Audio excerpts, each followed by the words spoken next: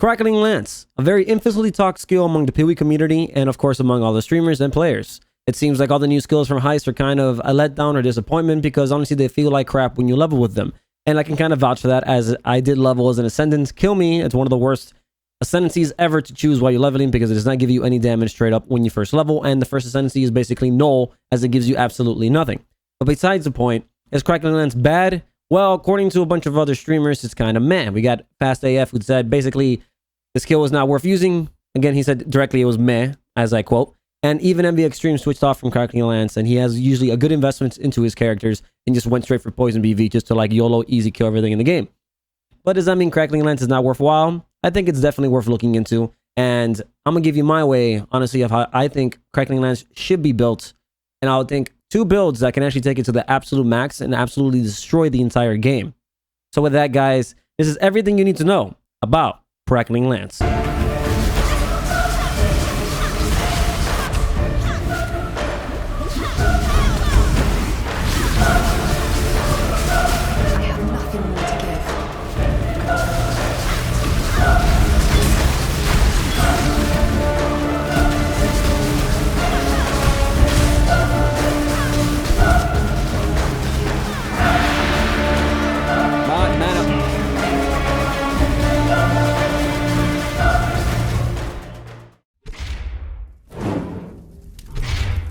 Welcome back, and before we move on, just let you guys know I do stream on Twitch every Friday, Saturday, and Sunday. You guys can catch me live and see my progress with Crackling Lance. Honestly, I'm learning a lot about HEIST right now, and it seems to be a very intriguing and super rewarding league if you know what to do. If you guys want some tips and tricks, I highly recommend to check out Grimroll. He has basically the other version of PoE content where his YouTube is more about the league itself and about tips and tricks. On me, I'm just more about the skills and how to make a character.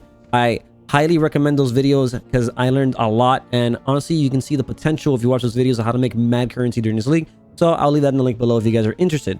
But with that, I also have a Discord community if you guys are interested in joining. I want to see all the builds you guys are making because I have so many builds I want to try out, especially with all these new skills.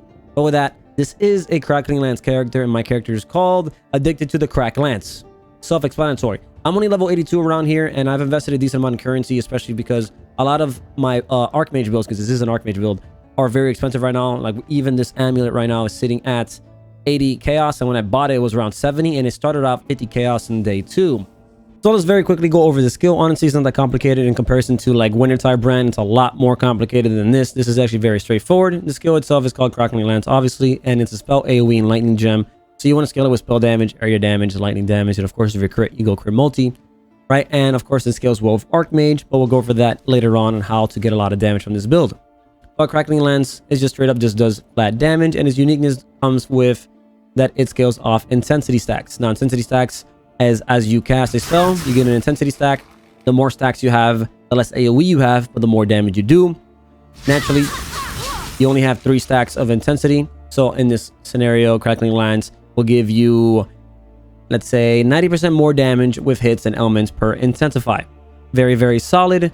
But it comes at a cost that if you do move by any means, you will lose those intensity stacks, thus getting the AoE, but you lose all your single targets. So in most scenarios, you kind of want to dodge a boss's attacks, and that's very bad, though there is a trick to fix it. We'll go over that very quickly. But keep note that this does stack with the intensity gem. Now the skill grows intensify stacks naturally. You don't need the gem, but it's the only scenario that does that. Other skills need the intensify gem in order to work. But in generic cases, you wouldn't really recommend it because, of course, you have to dodge, right? So with this, not only do you get 90% more damage with 3 intensity stacks, you get 63% more damage with this gem. Insane amount of damage. And if you get this one node in the tree called Intensity, it's actually a super cheap anointment with its orange, indigo, and black. Costs like 5 chaos is what I paid for it, right? You put it on your amulet, and now you have an additional Intensify. So now this gives you 120% more damage, and this gives you 84. It's absolutely insane. But of course, you still have to deal with the downside that if you move, you know, you lose your stacks. So naturally, as you guys can see here, that's the AoE. Keep going, smaller, smaller, and then a beam. And I'm at 4 intensity stacks, and I'm doing much more damage. Now, if you move, of course, you lose it, or like per step. But if you flame dash, or let's say in my scenario, I have lightning warp, because it's actually a very, very nice skill. If you saw the gameplay earlier, I highly recommend it. You only lose 1, so you can actually use, you know, beam, teleport, go beaming, still beaming because you go down from 4 to 3 and 3 is still beam, right? So it's not a big deal. While conversely, if you only had 3, let's teleport twice. 2, now it's more of a lance of the crackling lance and less of a beam, and then you finally get the beam. So 4 actually is pretty cool because you can actually like perma beam by teleporting, right? You never go down to the phase where you start spreading out the lance. And the cool way to actually fix this is using these 2 jewels over here. These jewels are incredibly unique, and they're also unique to HEIST League. And the ironic part was that they were like an Exalt 2 days ago or something like that because they're rare. But then I guess the drop rate got increased or something, but now they're like dirt cheap. Nadir is only around 8 to 10 chaos, and it's around 20 to 25 C. And I bought them today, luckily, because they went down in price, so I took advantage. So what the Nadir mode is, it gives you crit chance per intensity, but you lose the intensity every a stack every 0.5 seconds. So let's say you socket this in. As you guys see here, can I not have but I just lost all my intensity stacks, and no matter what, I'm at basically full clear potential with max AoE. The downside of this, of course, is that you lose damage against a tanky rare, but we have, you know, methods for that. I'll go for that later on how to like lower the res and things like that to kill them. So we use that for clear, or you could use it, you don't have to. And then while the other one, which is basically what fixes his build for a single target, is called Apex mode. While this one gave you 30% increase crit chance per intensity, so it'll be 120% crit, the chances of you actually getting to max intensify with this thing is absolutely absurd. You would need like onslaught, faster casting, and I do have cast speed here because you want to stack as many intensities as fast as possible. And I'm eventually will get mental rapidity to get more cast speed, right? I'll explain how to actually sustain that in this build because it is an Archmage build. Little trick. While Apex mode, it's only a 40% reduced. You know, it's not that big of a deal because only reduced. It's not, you know, less, it's reduced. Don't think of it as being a big deal.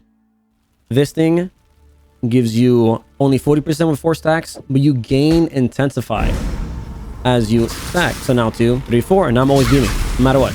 Always beaming. So you can dodge as much as you want, and you'll build it up much quicker into the straight up beam. This is good things for like Uber Elder, Cyrus, and things like that. So I highly recommend it. And it's kind of a weird playstyle where you kind of have to like gem swap between both of them, right? Now, what you could do, since this is a lightning spell, I have a, you know, 4-link power charge on crit, Arcanist brand, wave of conviction, and conductivity. Arcanist brand is a brand that's cast any spell that's linked to it, so then it'll cast wave of conviction, and since it does lightning damage majority, it will lower the res by -25. And then conductivity is a curse, which again lowers the res, and I have power charge on crit, so then the wave of conviction will, you know, of course, give me some power charges. So you guys can say here, there's the wave of conviction, here's the curse, and you know, sometimes they'll give me power charges. As you here, I have 2 power charges. And it's actually quite nice. You don't really need the power charges, but I mean, you want the power charges, don't get me wrong. But, you know, like the power charge on crit is not that big of a deal. It's just a nice 4th link. So that's a really good way to sustain it. And then, of course, you know, you have your other things that you would want to use in an Archmage build. Arcane Cloak for a lot more damage. And linked out with Arcane Surge to get more spell damage and more mana regen. You have Sigil Power, right?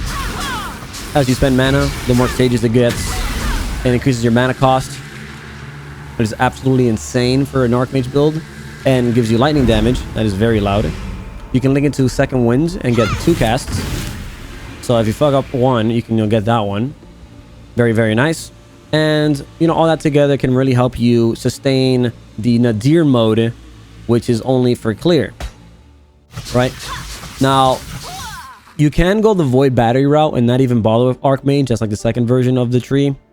And the Void Battery route has a lot of cast speed, doesn't really have mana issues, and you can probably sustain the Nadir mode and get 4 intensity stacks, but even then, it's probably not recommended since it takes you longer to get 4 stacks, and honestly, the crit chance that you gain is not really needed, while the Apex mode, you know, 40% reduced crit chance on a power charge, abuse, you know, assassin, or maybe whatever skill you want to use as a you know, Crackling Lance character, full crit. 40% is not going to touch your crit chance at all. So honestly, Apex mode is really solid. The only annoyance that comes from this is that if you have increased AoE on top of like the intensity, you have to swap increased AoE for concentrated effect and this gem for the other. So you swap from the Nadir to Apex. It can be kind of annoying, but hey, you might be able to use other skill gems, as of course you go to my POB, you go to skills, and you go to Crackling Lands. Concentrate effects, Elemental Focus I do not recommend. And then there's Awaken Control Destruction or just Control Destruction, which of course I do not recommend at all because it lowers your crit chance by far too little. And we don't have a lot of crit in this build, even though it seems pretty good. The only reason for that is because we have Consecrated Ground, which only happens against rares and uniques due to the Templar or Inquisitor Ascendancy from Scion, her Ascendant. And because we have power charges, but honestly, power charges are very unstable. So it's more likely to be around 1%, 1 power charge. If anything, I highly doubt I'll ever get to 3. So now that you know how the skill works and it functions and the fact that it's unique with its Intensify stacks, let's talk about how to actually make it a busted build and scale a lot of damage and actually, make it survivable, because you do have to stand still in a skill like this. And there are 2 versions I think will be incredibly successful. One will be the Archmage build, which I'm currently running and is much cheaper, versus the other route, which is just stacking a lot of power charges and using void batteries and getting a lot of cast speed to get a lot of Intensify stacks as quick as possible. I'm not going to talk about that route honestly because it's just absurdly expensive right now. Void batteries, when I last saw them, were 5 to 6 exalts. I don't even know what they are now. They most likely are still the same price due to the popularity of things like discharge and other skills like that. That allows you to basically get absurd amount of damage without having to deal with the mana cost. But the only issue I see with that version is I don't know how the defenses are going to be in terms of just standing still. But I figured you can probably just use a shield and get a little bit of block, or just do wield and just sustain off of Ghost Reaver and Energy Shield Leech. But again, that's incredibly expensive on that route. So let's talk about my version, which is an Archmage version. And if you look at my POB, which will be linked in the description below, I'm sitting around 13 million. And this is not including, things like Vol Righteous Fire, which takes it up to 16.7. And it's not including Sigil, which gives me 10% increased mana cost and a lot of damage, which you saw earlier, Little Ring. Now, this is absolutely insane. So maybe we're sitting around 1920. But honestly, our crit chance, of course, is reliant on a lot of things like Cinder Swallow and power charges. So we have 4 power charges in the tree, but with this, it'll be around, 12 million, which is, again, it's perfectly fine if we only have 1. But for the sake of simplicity, we'll leave it as is. And that's actually incredibly solid. Now, I want to talk about how the skill works with Archmage. If you guys don't know what Archmage does, it essentially wants you to stack a lot of mana, because then it gives you a lot of added lightning based off your maximum mana. So it says your supported skills gain added lightning damage equal to 104% of mana cost.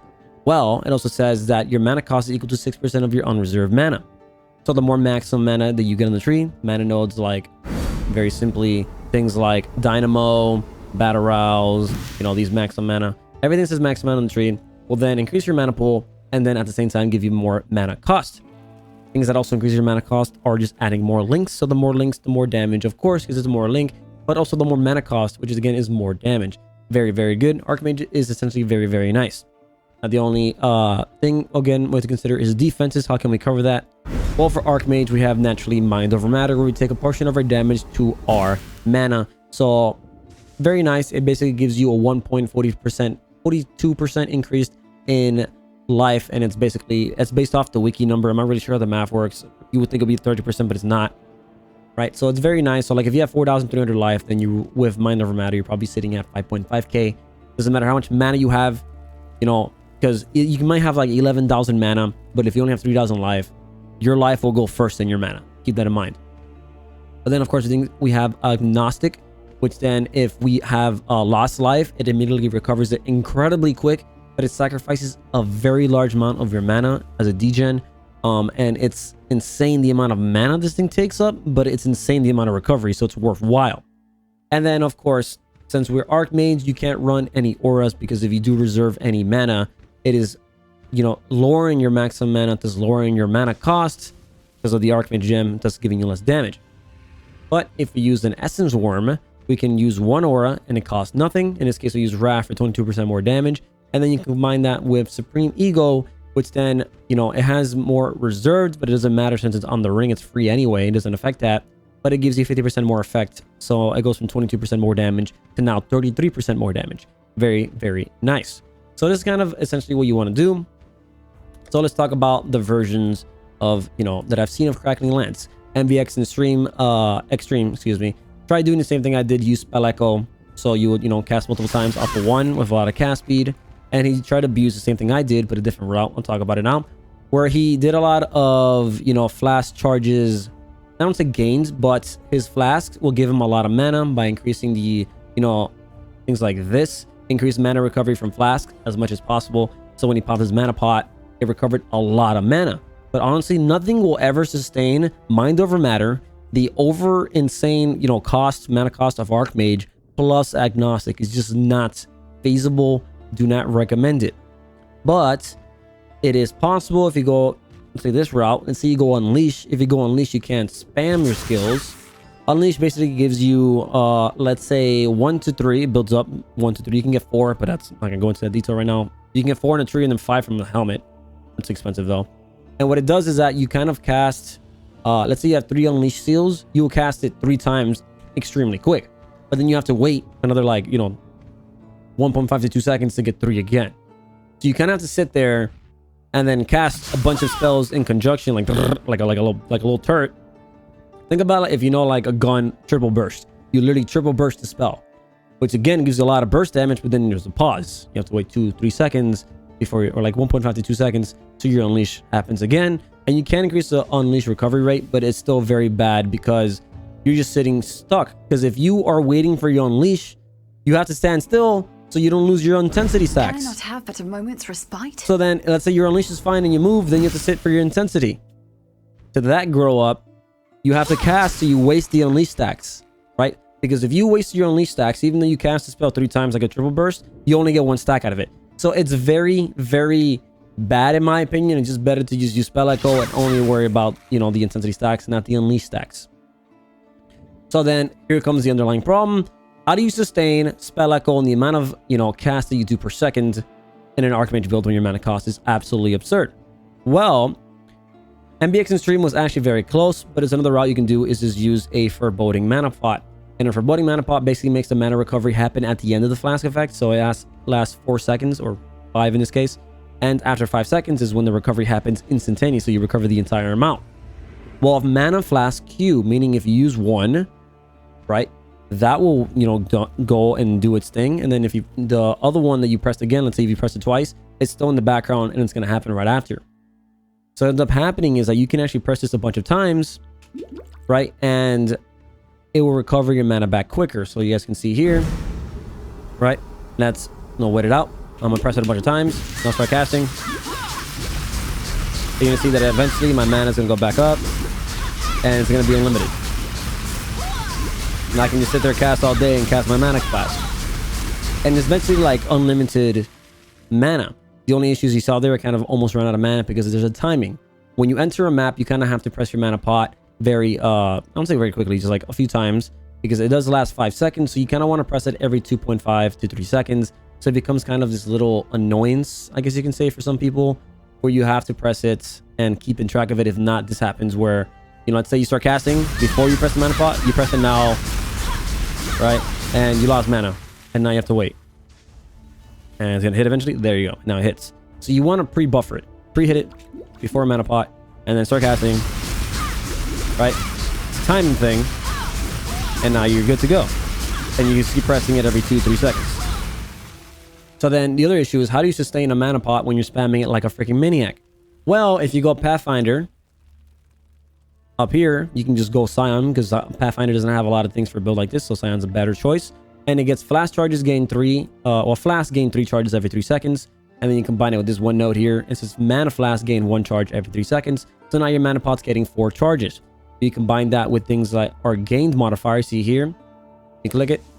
It says increase flask charges gained. Increase flask charges gains. Another one there. If you go down here, increase flask charges gained, increase flask charges gains. And then we also have on our belt another increase flask charges gained of like 20%.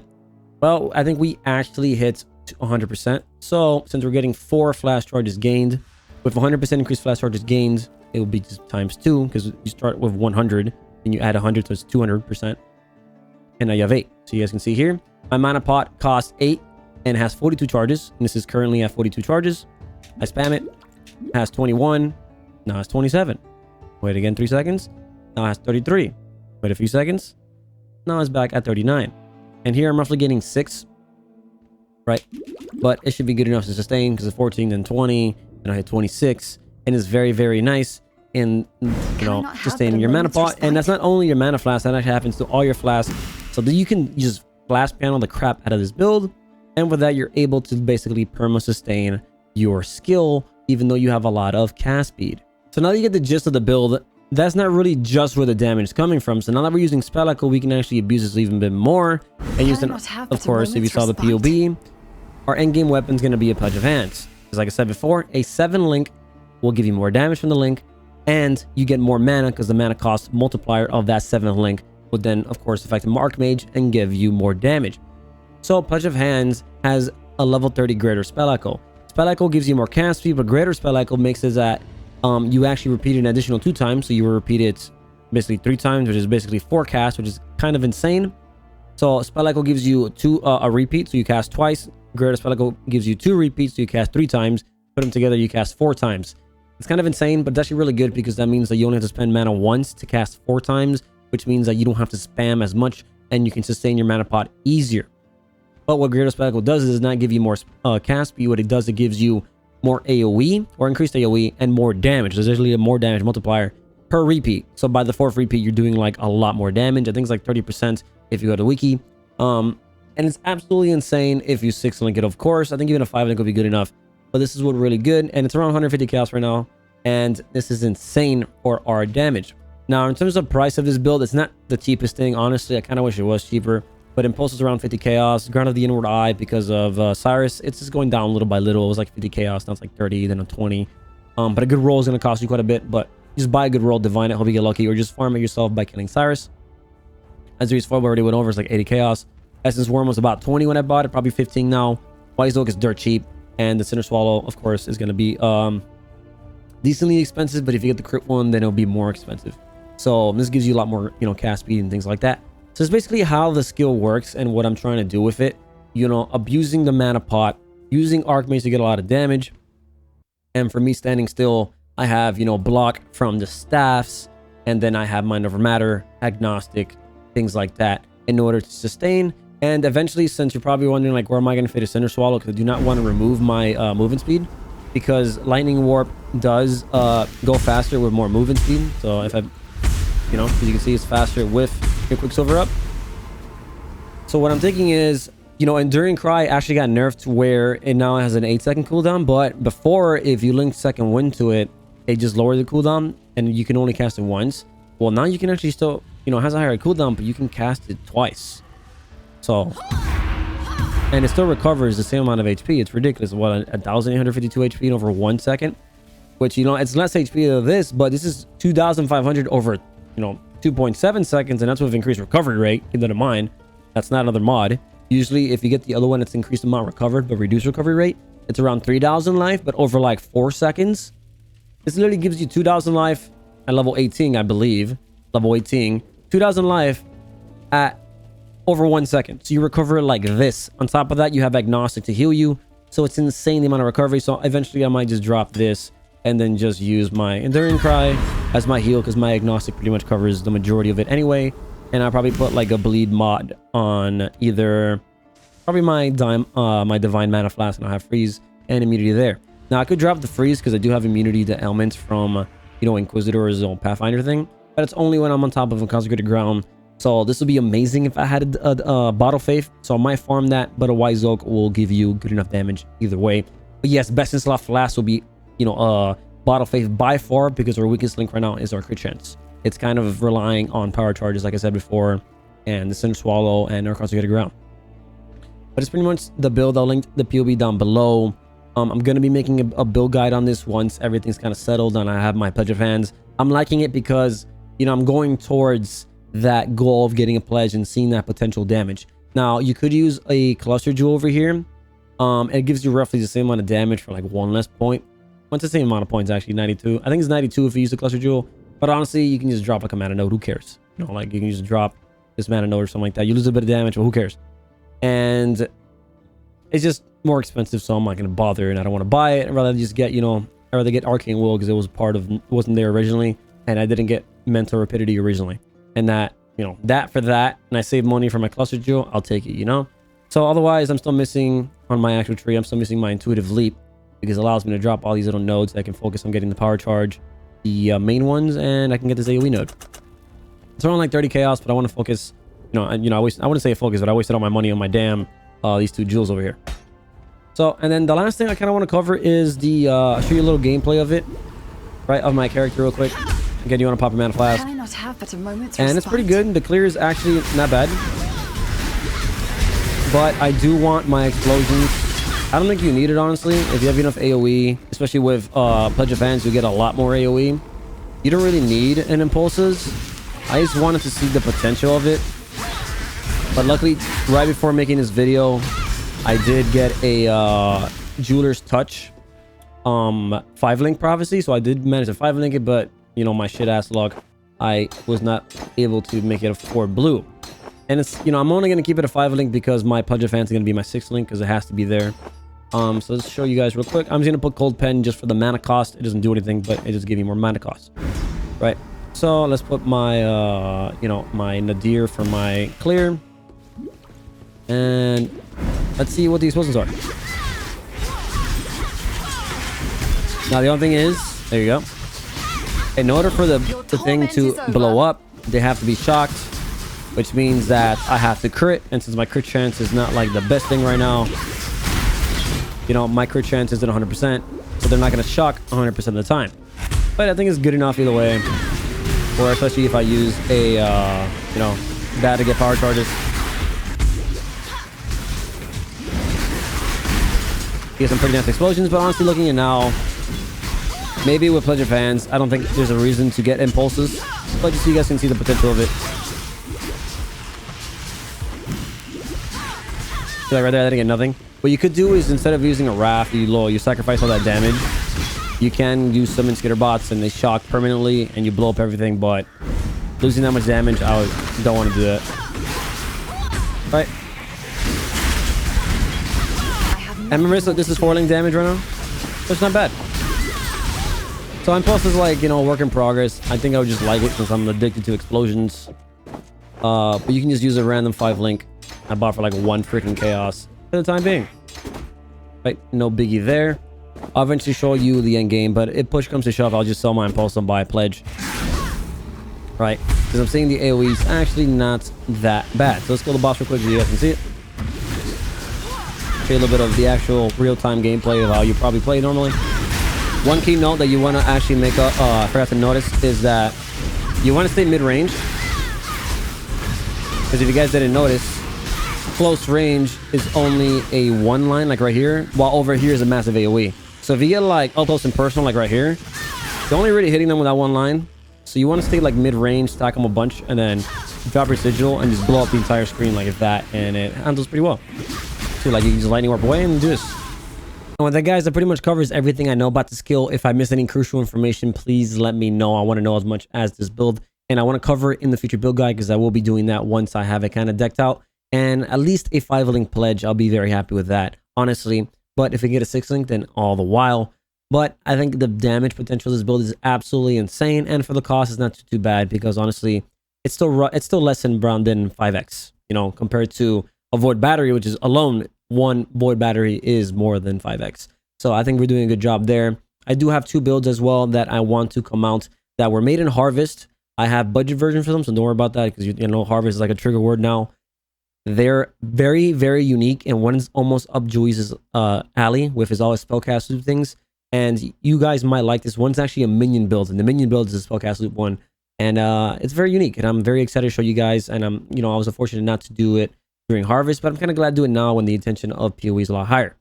So if you guys like this content, please make sure to like the video and subscribe if you want to see something like this, the Crackling Lands build guide and all the other builds coming up very soon. So I got you guys there in the next video, and I hope you guys are enjoying Heist, because honestly, keep out and watch Grimro's video. This league has potential for mad money.